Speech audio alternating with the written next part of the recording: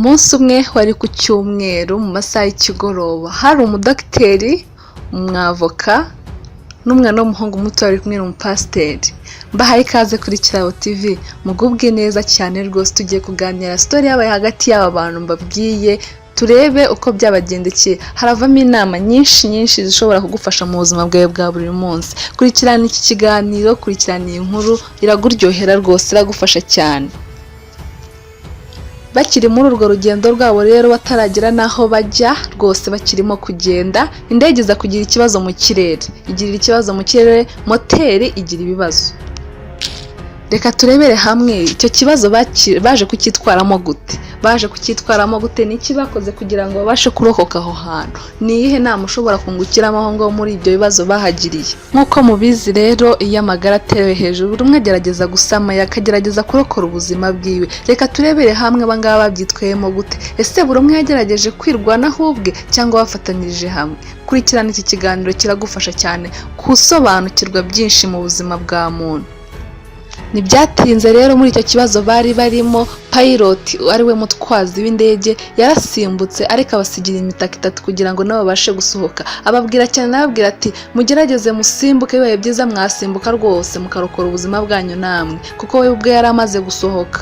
Nubwo iyo mitaka yabasigiye imitaka 3 kandi nyamara bari abantu 4. Reka turebe babyitwayemo gute, n'iki bakoze kugira ngo nabo ubwabo basohoke. Ese ari wowe wakora iki? Wasiga bagenzi bawe kubona imitaka yaba ari 3? Reka turebe ngaho ukuntu babigenjeje, bishobora kugufasha nawe bikagukomeza mu nama zawe za buri munsi. Nk'uko mubizi, mu kirema muntu rwose kigiramo ukuntu yiyumva, akavuga ati njye ndashoboye, akiyumvamo ko ari burenze, akumva ari special kurenza abandi, akumva ko ari ushobora kurokora ubuzima bwe kurenza abandi. Nyamara hari icyo wakora ukarokora n'abandi. Reka turebe umuntu wa mbere, yari umuganga. Umudogiteri yaje gufata umutaka umwe, arangije aravuga ati njye ndi umudogiteri, ndokora ubuzima bw'abantu benshi, ngomba kubaho rero. Arangije arasimbuka asiga abandi. Umwavoka nawe abirebye, nawe rwose aravuga ati ndi umwavoka, ndi umunyabwenge cyane, ndi umuntu ufite ubwenge, mburanira abantu ku isi, abantu bakabona uburenganzira bwabo. Murumva ko abantu banyeneye, mureke nsimbuke. Nawe arangije afata umutaka, arangije arasimbuka asiga abandi. Ubwo hasigaye abantu 2, kandi hari umutaka umwe. N'umutaka umwe yari usigaye wenyine, kuko yari imitaka 3 kandi abandi 2 bari bamaze kumanuka. Umupasiteri w'umuvugabutumwa arareba umwana w'umuhungu ukuntu akiri mutoya. Arangije aravuga ati mwana wanjye, muhungu wanjye, rwose nabayeho ubuzima burebure, nabayeho imyaka myinshi kurenza wowe ubwawe. Wowe uracyari umwana mutoya, ufite ubuzima bwiza bwawe bw'ahazaza henshi, ufite ubuzima bwiza rwose. Arangije afata umutaka, arabwira umwana ati akira usimbuke wibereho mu mahoro, njye nsigara ahangaha. Umwana w'umuhungu mutoya afata umutaka awusubiza uwo mupasiteri. Arangije aramureba, aramubwira rwose, aramubwira ati humura, nugira ikibazo, umugabo ukomeye muri iyi si, umugabo ukomeye cyane ufite imbaraga, araza kudutabara, araza kudufasha. Barangije batekereza uburyo ki bagomba kubigenza. Umupasiteri afata ukuboko k'umwana, barasimbuka, ariko basimbutse nk'abiyahura. Baravuga bati ikiba kibe rwose, kuko sinagusiga. N'umwana nawe ati sinagusiga. Baguma muri ibyo ngibyo, barasimbuka cyane. Bamaze kugera hasi, baje kuhagera rwose, basanga ni bazima, ntacyo bigeze baba rwose. Inama wakuramo ahangaha rero yazagufasha mu buzima bwawe bwose bwa buri munsi, ubana n'abandi muri sosiyete. Akazi kose waba ukora ntabwo gasobanura uwo uriwe, ahubwo wowe ubwawe kuba umuntu mwiza, ukaba umuntu nyawe, nibyo bizasobanura uwo uriwe. Gerageza ube umuntu mwiza muri sosiyete, ntugasiga abandi mu bibazo. Jya ugerageza uhatane cyane. Bizagufasha cyane ku buryo uzagira n'inshuti magara, ukagira inshuti mu buzima bwawe za nyazo, arizo best friends. Reka twongere turebe indi nama yo kugira best friend, kugira inshuti yawe ya hafi. Turebe byinshi bishobora kukugiriramo akamaro. Turebe inama ushobora gukuramo mu nshuti zawe ugira buri munsi. Inshuti 2 zafashe urugendo umunsi umwe mu butayu. Ziragenda rwose, zirimo mu butembere, barimo kugenda. Noneho barimo kugenda nk'uko mubizi abantu hari igihe batagira ikintu bumvikanaho, bagirana amakimbirane, baza gupfa akantu gatoya ntibakumvikanaho, barangije barashwana. Inshuti imwe irangije ikubita mugenzi wayo urushyi mu itama, mu maso iramukubita urushyi rushyushye cyane. Uwo nguwo bari bakubise yarababaye cyane, arababara, arangije nta n'ijambo yigeze amusubiza, nta n'ikintu na kimwe yigeze avuga, ahubwo yanditse amagambo ku mucanga, arandika ngo uyu munsi inshuti yanjye ya nyayo irankubise urushyi mu maso, irangije irambabaza, abyandika ku mucanga. Arangije bakomeza urugendo. Bari mu rugendo rwabo babona inzoka iza kurya wa wundi bakubise urushyi, akababara cyane. Wa mugenzi wamukubise urushyi aza kumutabara, nubwo bari bafitanye ibibazo ariko ntago yigeze amuta mu bibazo, yaje aramutabara. Wa wundi bari bakubise urushyi arangije areba ku ruhande rwe, afata ibuye, arangije yandikaho amagambo, aravuga ngo uyu munsi inshuti yanjye iranabaye. Ya nshuti yari yamukubise urushyi irangije irabibona, iramubaza iti ubwa mbere nagukubise urushyi urandika ku mucanga uravuga ngo ndakubabaje. Arangije aramubaza ati none kuki ubu ngubu wanditse ku ibuye ukavuga uti ndagutabaye?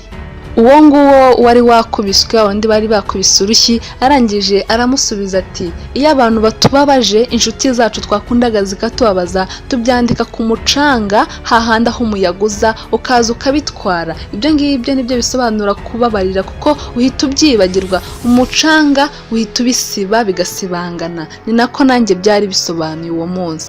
Arongera aramusubiza ati nanone iyo abantu batugiriye neza tuba tugomba kubyandika ku ibuye hahandi aho umucanga, aho umuyaga biza ntibigire icyo bibitwara, bikaguma bihagaze ibyo twakoze. Ibyiza ntago bijya bisibanga niyo umuntu yabikoze, niyo mpamvu mbyanditse ku ibuye kugira ngo sinzabyibagirwe. Inama nanone twakura amahanga ishobora kuzagufasha mu buzima bwawe bwose, ushobora kugenderaho kandi ikakungura byinshi. Ntugaha agaciro ibintu ufite mu buzima bwawe, ahubwo uhereza agaciro uwo ufite mu buzima bwawe. Umuntu ashobora kukubera isoko y'ubuzima bwawe, ashobora kukubera umugisha. Ngiyo rero inama ushobora gukura muri iyi nkuru y'abahungu babiri bari inshuti. Indi nkuru ngiye kukubwira ishobora nayo kuzakubera umugisha, ikakwereka byinshi ushobora kwigiramo mu buzima bwawe. Reka nyikubwire. Umunsi umwe hari umuhungu rero wari uri mu rukundo n'umukobwa. Umukobwa ntabwo yari mwiza bikabije nk'uko abantu bajya babibonesha amaso, ariko kuri uwo muhungu yari amuhagije cyane, hahandi yumvaga ntawe umuruta. Umuhungu yahoraga arota kuzasoza ubuzima bwe, kuzahora abana nawe n'iteka ryose. Inshuti y'uwo muhungu iza kumubaza ikibazo, aramubwira ati kuki uhora urota inzozi kuri uriya mukobwa, ugahora urota kumva ko mushobora no kuzabana ubuziraherezo kandi utazi neza niba agukunda kuko byanyabyo cyangwa se niba atagukunda. Bwa mbere gerageza ubanze umubwire uko wiyumva, nawe urebe niba kuko agukunda, ariko ureke gukomeza kurota inzozi nyinshi kuri we kandi utazi neza icyagutekerezaho. Nuko inshuti ye yamubajije, inshuti ye imugira inama gutyo, yumvaga ari bwo buryo bwiza agomba kubikoramo. Nyamara ku itangiriro umukobwa yari abizi ko umuhungu amukunda, kuko yaje no kumuporopoza amusaba urukundo. Umukobwa arabyanga cyane. Umuhungu rero ajya mu gahinda gakomeye, arangije yiyahuza ibiyobyabwenge, ibintu byinshi bitandukanye, yangiza ubuzima bwiwe. Inshuti z'uwo muhungu zaje gutungurwa kuko igihe cyamaze gucaho, umuhungu aza kwiyakira, aza no kuva muri ibyo biyobyabwenge. Inshuti ze ziza kumubaza uko byari bimeze icyo gihe bamukatira, ziramubwira ati byari bimeze gute icyo gihe. Abasubiza n'umutima mwiza ataraka, yarangije arababwira ati nababazwa n'iki se, ni gute nakwiyumva mbabaye, ntago nababara rwose, namaze kwiyakira. Arababwira ati ndabyemera, nabuze umuntu utarigeze unkunda na rimwe, ariko nawe abuze umuntu wamukunze uzamwitaho, aramubuze nawe aramutakaje. Inama rero ushobora kubona ahangaha wagenderaho mu buzima bwawe ikagufasha kubona urukundo rwanyarwo rw'ukuri. Biragora kurubona, biragora pe. Urukundo ubundi ni ugutanga ibyo ufite byose ukabihereza abantu, udafite ikindi kintu ushaka kugayininga, udafite ikindi kintu ushaka kungukiramo, nta na kimwe ushaka kugira ngo abandi bakongerere. Nimba umuntu umuhaye urukundo akarwanga, ese ninde urimo guhomba? Ni wowe uhomba cyangwa ni uhomba? Ni uhomba kuko aba ahombye umuntu uzamwitaho, nawe ugahomba umuntu ukwanga, utagukunda, utakwakira. Rero ntuzigere wumva ugiye hasi ngo nuko bagukatiye cyangwa se baguciye intege mu buzima, kuko ahubwo baba baguhaye izindi mbaraga zo gukora cyane kugira ngo ubone ibyiza kurushaho. ndabashimiye cyane, ndabashimiye rwose kubw'umwanya wanyu mwaduhaye mukadutega amatwi. Mukomeze mugire ibihe byiza aho muherereye. Ndagusaba kugira ngo dushyigikire, nimba utarabikora kudushyigikira no gukanda aho ngaho handitse subscribe. Urabugize neza bikomeye, urakoze cyane. Imana igume ikwiteho, murakoze.